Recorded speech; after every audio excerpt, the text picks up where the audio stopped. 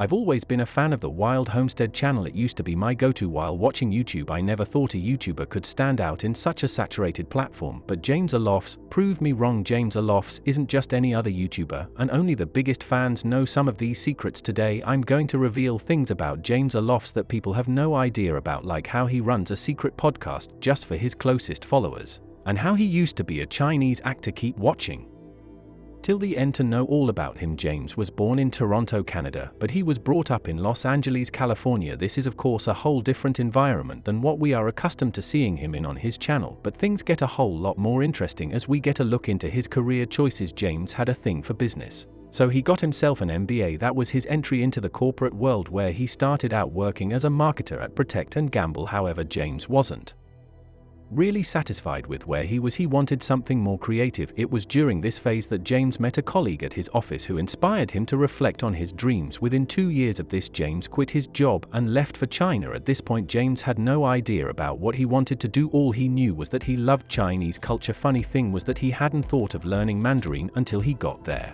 But to learn Mandarin, James used to watch a lot of TV shows and decided to take a shot at participating in reality shows himself. This guy is truly a genius, because he somehow managed to get a part in a hit show named If You Are the One, which was a dating reality show that made him a star in the country. Don't be mistaken in thinking that it was the only thing he was cast for. In the following years, he made some hit movies like The Mahjong Box and The New King of Comedy, along with some other TV shows like The Bloodshit and Women Gang. Now this hasn't gone so smoothly, because spoiler alert, he did leave China. But why would someone with such fame even think of doing that? Well, that's a story for another episode. Just kidding. One of his major reasons for leaving the country was the political environment and all the mess during the 2020 policies. Because of the COVID lockdowns, at this point James made up his mind to leave China. He flew back to his country. After living in the major cities of Los Angeles and Beijing for over a decade, he made up his mind and bought 40 acres of wilderness near the Salt. The interesting thing is that he got ready to build an off-grid homestead by going on some camping trips, reading 2 log cabin building books, and talking to a log cabin builder in his city. He didn't just want to experience his new life, he even wanted to document his whole journey on YouTube. That is when he started his channel Wild Homestead. He kept uploading his updates every week, and within 25 uploads,